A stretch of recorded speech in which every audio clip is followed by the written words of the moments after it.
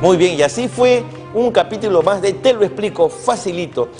Y aprovechando que ya tenemos aquí en nuestro estudio a nuestra querida doctora Gloria Helfer.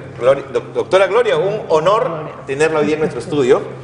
Gracias. Bienvenida, muchísimas gracias por estar aquí y vamos a hablar de muchos temas que tienen que ver básicamente con educación, porque doña Gloria es especialista en el tema. Pero antes de empezar a entrar en el tema, nos estuvo comentando acá ella, todos hacemos nuestro análisis político y la idea del programa como siempre decimos, es generar conversación. Nos estaba dando también su opinión con respecto al análisis que nosotros habíamos hecho y nos encantaría que lo comparta con la gente también. Así de hacha, sí. Claro, sin anestesia.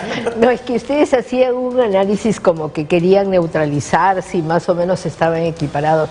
Yo lo que veía es lo que sale después en la noticia.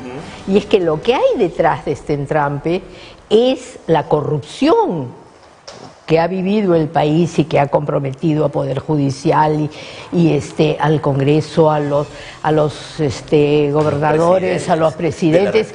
Así es, y entonces eso es lo que hay detrás, porque una parte ha salido, pero esos que ya están dentro están hablando. Y eso es una onda expansiva, y eso es lo que algunos no quieren que salga. No quieren que salga, hay demasiada extensión de la corrupción. Entonces, cuando Vizcarra plantea desentrampar esto de alguna manera, porque la reforma política es la posibilidad de elegir congresistas con otros términos. Si no, el 2021 elegimos, y esto que no nos gusta, ¿cuánto has dicho que estaba en el porcentaje del Congreso? En 8%. 8%. Bueno, ¿quién nos garantiza con las mismas reglas que no vas a tener un Congreso digno del 8% o del 7%? Claro. Entonces ahí lo que tiene que verse es qué cosa es lo que hay detrás, hay que juntar las cosas. A mí me duele tremendamente porque esto es lo que impide que los temas que nosotros educadores, que estamos con los temas de infancia, esos que se ha señalado, se diluyen, se hacen de lado, pero por algún sitio se tiene que desentrampar. Entonces la gran pregunta acá es ¿cómo hacemos para que estos poderes que están en pugna y que no hay salida, se encuentre una salida? Vizcarra les ha echado un proyecto de ley en el Congreso diciéndoles, acá está, adelantamos elecciones, me voy yo también y vamos a ver cómo encontramos una solución para poder desentrampar esto.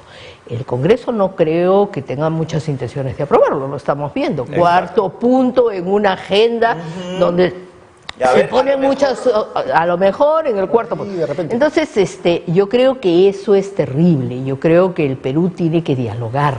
Los políticos tienen que ponerse de acuerdo, tienen que haber diálogo político importantísimo para poder desentrampar esto. El Perú, la gente, los niños, las mujeres, los jóvenes que quieren trabajo, todos esos no merecen que esté esta situación así. Pero que desgraciadamente pues estos políticos entre comillas que tenemos ahora, que están básicamente ahora en el Congreso, también estuvieron de paso en el gobierno muchas veces, pero ahora los vemos más en el Congreso, no tienen pues como primera prioridad mejorar la calidad de vida de la gente ni preocuparse por el futuro del país. Lo que hemos visto, al menos en estos últimos años, desde el 2016, es un Congreso preocupado en proteger intereses de lobbies empresariales. Por ejemplo, algo que yo siempre repito como una cantaleta, el tema de las etiquetas de los octágonos nutricionales, por ejemplo. No se opusieron, no lo estiraron, no lo postergaron. ¿Qué había detrás? Intereses inmensos que afectaban a los niños, que afectaban la salud. Claro. Entonces conocemos los que conocemos el Congreso, yo lo conozco desde dentro, o sea, nadie me va a contar a mí. Pero yo sí invoco mucho a que la gente apoye todo lo que sea un desentrampar. Esto no puede seguir, no puede seguir. No, sí, bueno, en todo caso, en la convocatoria del diálogo es bueno que se hagan de todos los frentes, pues no solamente son los frentes políticos, los frentes de los especialistas en temas que son básicamente importantes, porque, no solamente se entrampa la economía, sino se entrampa un tema tan trascendental Yo recuerdo, mi papá también era educador, era docente, mis padres son docentes. Colega. Y mi papá siempre decía, trabajó con docente en el Ministerio de Educación hace muchos años, el problema del Perú, y le hablo, que le decía hace 30 años, es la educación. Claro. Y seguimos con un problema Claro. del que no podemos salir. ¿No? ¿No? Y es la educación en la complejidad que es atenderlo de educación. Ahorita nosotros estamos en inversión en la infancia, que vamos al 5º encuentro, el 5 y 6 de septiembre estamos en el 5º encuentro de inversión en la infancia y estamos preocupadísimos por la infancia. Y entonces vamos a convocar y va a haber autoridades y vamos a tener ministros y seguramente las más altas autoridades del país ahí para confrontar, para conversar, para plantearnos salidas reales, porque no podemos resistir lo que supone la situación de infancia en este momento. Y además, que tiene que ver en educación, o sea, cómo atender la educación, y eso es lógico, sino también en qué condiciones nos llegan los niños a las escuelas, a los iniciales, cómo hacemos para que lleguen suficientemente sanos, o sea, no anemia, no desnutrición, para comenzar. Hay un proyecto importante, en todo caso yo lo veo muy fuerte en este gobierno, para que no digan por ahí que no se hace nada. Lo veo muy fuerte a nivel comunicacional, por lo menos, ¿no? Que hay una preocupación realmente en el tema de la lactancia materna, luego de los complementos de hierro, ¿no? Porque hay que dar amor de hierro, creo que es amor de hierro, ¿no? Y que claro, hay solamente una oportunidad para nutrirlos. En esos primeros meses de vida es importante que haya mucha buena nutrición, porque después vienen los problemas al momento de la educación inicial y luego en la educación primaria. Veo que hay intentos, ¿no lo ve usted así? Sí, yo veo que hay un enorme trabajo por parte del Estado, hay mayor presupuesto, hay una serie de iniciativas. Justamente por eso es que sí, con la presencia de la gente de los ministerios, del MIDIS, del Ministerio de Educación, del Ministerio de Salud, en el 5º encuentro, vamos a establecer un diálogo con los gobernantes cercanos, con los alcaldes, con los locales, con los que ven los niños y que tienen que confrontar las situaciones, y con las experiencias que vale la pena conocer, que les llamamos nosotros, que son los que lograron disminuir anemia significativamente, 30-35%, que saben cómo se hace y saben cómo se usa bien los recursos y han logrado que sus niños salgan de esa situación y por tanto van a tener mejores aprendizajes. Esas reuniones son necesarias, porque lo que nosotros vemos es que puede haber presupuesto, puede haber planes muy bien diseñados, pero la parte de operatividad en lo concreto, cuando tienes los niños delante, los de Puno con sus situaciones de frío, los de la selva, la desnutrición en selva es tremenda, ¿no? Y en algunas zonas son cifras que realmente nos ofenden, ¿no? Entonces, yo creo que eso es lo que necesitamos, diálogo. Hablábamos diálogo político. Hagamos un diálogo político-social poniendo en la agenda los temas que son fundamentales. ¿Qué puede haber más importante que la infancia en un país? Lo que pasa es que para que haya ese diálogo tiene que ser un diálogo entre pares, entre gente comprometida y con el conocimiento. El problema es que vemos pues que en la Plaza Bolívar no hay gente ni muy comprometida ni con muchos conocimientos. Imagínense, tenemos a la presidenta de la Comisión de Educación, que es lo que opina acerca de la educación. ¿Qué? Y justamente a ese tema yo quiero incidir un poco. Nos preocupamos de los niños cuando ya existen, cuando ya están fuera de la barriga de la mamá, pero hay otro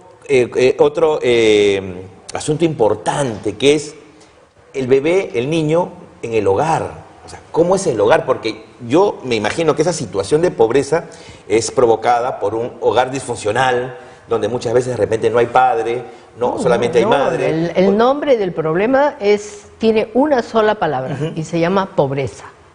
O sea, cuando hay pobreza y cuando hay mala alimentación, entonces va a haber estas consecuencias. Y se ve desde antes antes del nacimiento, porque uno de los problemas gravísimos que tenemos es el embarazo adolescente. Eso justamente. El embarazo adolescente. Entonces, la selva es impresionante. Entonces, si tú tienes un cuerpo de una jovencita, de una chiquilla, que no está preparada, estamos hablando de 12, 13, 14, 15 años, no está preparado su cuerpo para eso. Y entonces, además, tiene la niña esta un problema de desnutrición, tienes un bebé que viene ya con su sello para ser desnutrido, No, para ser anémico. Y una chica que seguramente es madre soltera, o sea, no hay una pareja o marido, o de repente está las primeras semanas hasta que fuga, y de repente a embarazar a otra chica seguramente, ¿no? Porque desgraciadamente, o sea, esos son, digo, los componentes de la pobreza precisamente. La pobreza y de también de la falta de educación. Claro, Que decía tu papá, lo importante es la educación, porque está probado que a mayor educación, menos embarazo temprano. Ahora, cuando hablamos de educación no estamos hablando de nivel académico, ¿no es cierto? No, estamos hablando de primaria, de secundaria, pero estamos hablando también de educación en el hogar, porque hay una educación paralela, la que se da en la escuela y la que se da en el hogar. Y ojalá que empaten.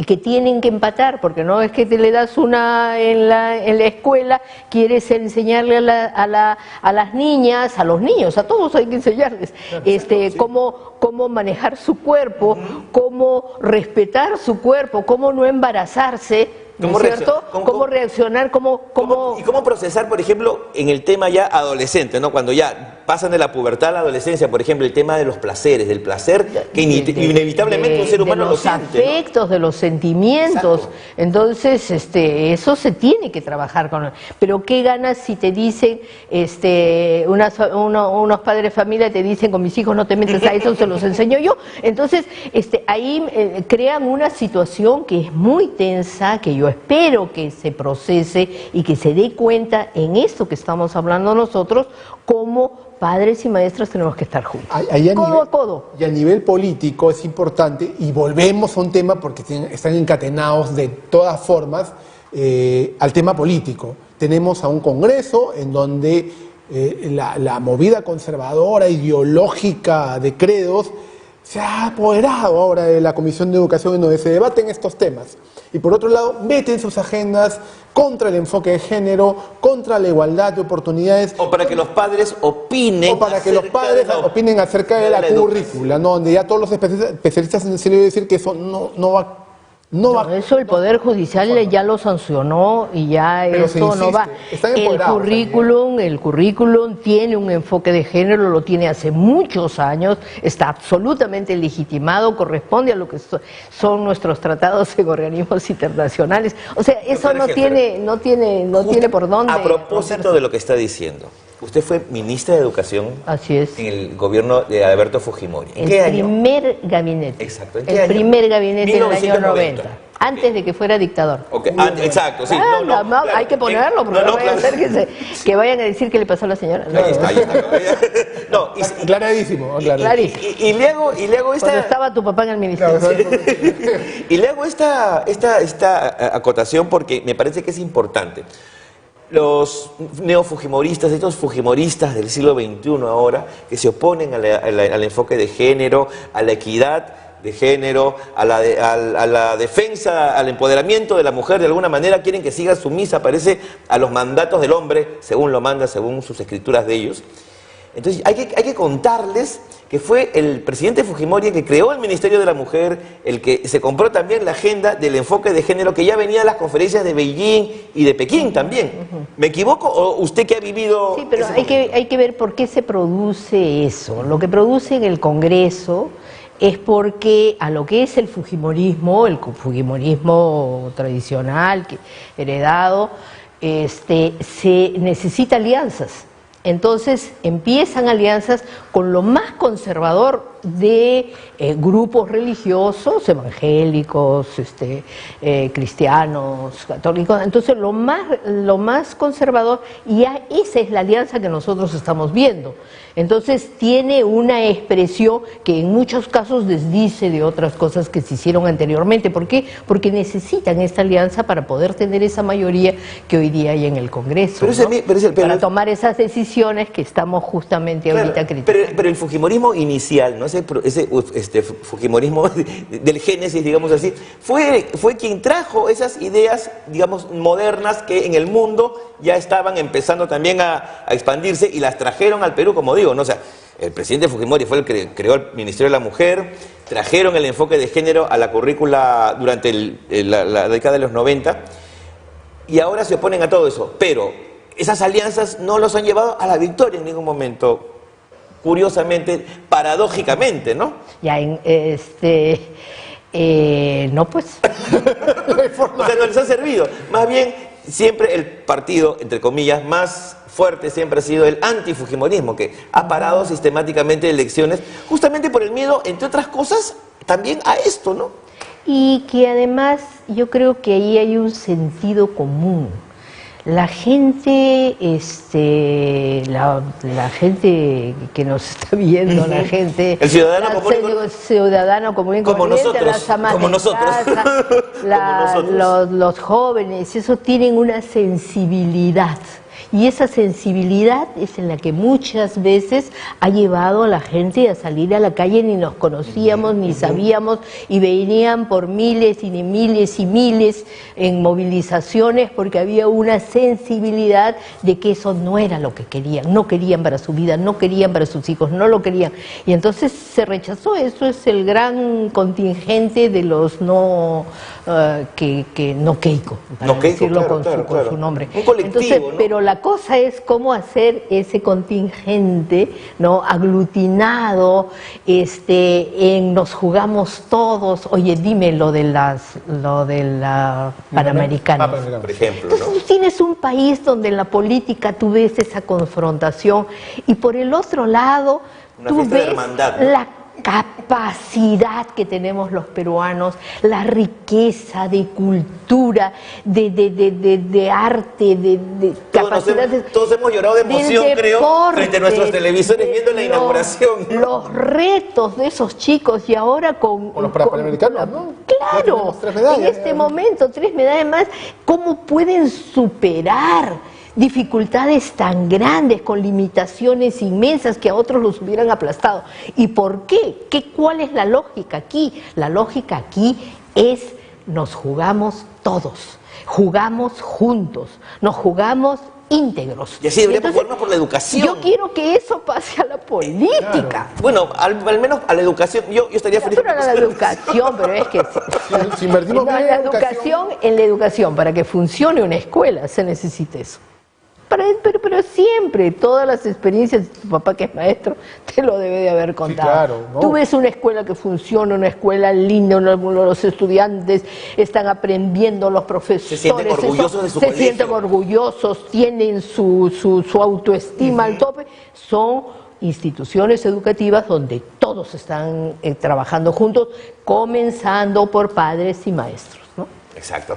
¿Qué cifras tenemos un poco para asustarnos? A ver si la gente por fin toma conciencia. Eso, cifras. Yo te digo. Yo veo que ha traído cifras y le quiero preguntar por las cifras. Yo te digo, mira, es que para ponerle carne de gallina. Importante. A ver, en el Perú alrededor de 3 millones de niños menores de 5 años, más de 700.000 tienen anemia. Más de 300.000 sufren desnutrición crónica. 700.000. Mira, del infobarómetro de la primera infancia, del año pasado, niños menores de 3 años, 43.5 sufren anemia. No. Eso es una barbaridad, No, pues es casi uno de dos. No puede ser. En Puno, 2 de cada 3 niños tienen, claro, menores de 3 años sufren de anemia. Estas son cifras que nos insultan, pues. Y después, yo hoy día se los traje porque dije, no, si me van a entrevistar, yo voy a hacer la relación porque quiero vender la idea, quiero que le entiendan. Hoy día dice, cae rendimiento de escolares del segundo grado en matemáticas. No puede ser. Esos rendimientos de matemática, de lenguaje, tiene razones, ahí hay una serie de razones por las cuales cae, porque se había distorsionado la evaluación. Pero es que cae debería de estar acá, estaba aquí y cae acá. No, lo que yo tengo que tener es un rendimiento escolar creciendo cada vez más. Lo que no hay es la relación de tratamiento tardío de anemia, tiene efecto después. Aquí está. Ahí está. Entonces, la relación que tenemos que hacer entre eso que decimos, madres embarazadas tempranamente, o mujeres, niñas embarazadas tempranamente, no lactancia materna, no cuidado de los niños, efecto anemia y desnutrición, tiene efecto en la vida de las personas. Esos niños van a tener consecuencias en su vida. Una de esas consecuencias terribles que lo va a marcar es los aprendizajes. Y los aprendizajes es el rendimiento en la escuela, y eso significa que tenga menos posibilidades de tener un trabajo, como lo tienen ustedes, como lo he tenido yo, como lo tenía tu papá cuando trabajaba en el ministerio. O sea, que tengan un trabajo. Entonces, todo eso es una cadena que tenemos que romper. ¿Por dónde la rompemos? ¿Por dónde la rompemos? La rompemos nosotros abocándonos a, desde el comienzo de la vida, todo lo que necesitan. Y necesitan alimentación, necesitan hierro, pero necesitan afecto, necesitan cuidado, Nadie puede ser violento con los niños. Entonces, eso cómo los tenemos que tratar en ese periodo de la vida, especialmente en la primera infancia, donde se establecen todas las conexiones neuronales que hacen que pueda reconocer, distinguir colores, sumar, restar, hablar, expresarse bien. Todo eso son conexiones. Entonces, eso es lo que nosotros tenemos que abocarnos todo. Por eso es que sufro cuando veo la política. Exacto. Y es importante porque si tenemos niños bien nutridos, bien educados, con amor, vamos a tener ciudadanos conscientes que votarán mejor. Pero por supuesto, Claro. Pero por supuesto, y además mucho más críticos, porque cuando hablamos de educación, porque necesitan educación, el elemento fundamental en la educación, ¿cuál es? Es que te formen un pensamiento crítico. No es solamente que sabes leer, porque repites las letras, aunque sabes la letra, sino porque tienes pensamiento crítico, que frente a una cosa tú puedes hacer una observación, puedes hacer una pregunta, puedes relacionar diferentes elementos. A ese chico no lo engaña nadie. Nunca va a ir a una opción dogmática, nunca va a caer en sendero luminoso. Exacto, por ejemplo. Porque, por ejemplo, ¿no?, es el mejor antídoto frente a cualquier pensamiento dogmático. ¿No es cierto? De cualquier dogma. Frente a cualquier fanatismo. ¿Por qué? Porque van a ser tan inteligentes que van a decir, ¿y por qué? Exacto.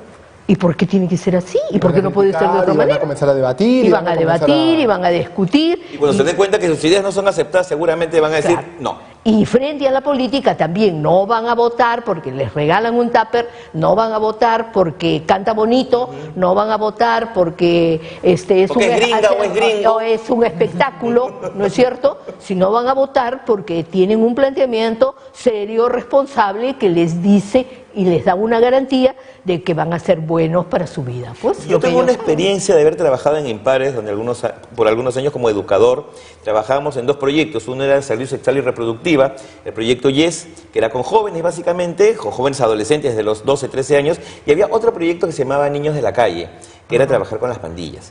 Ya.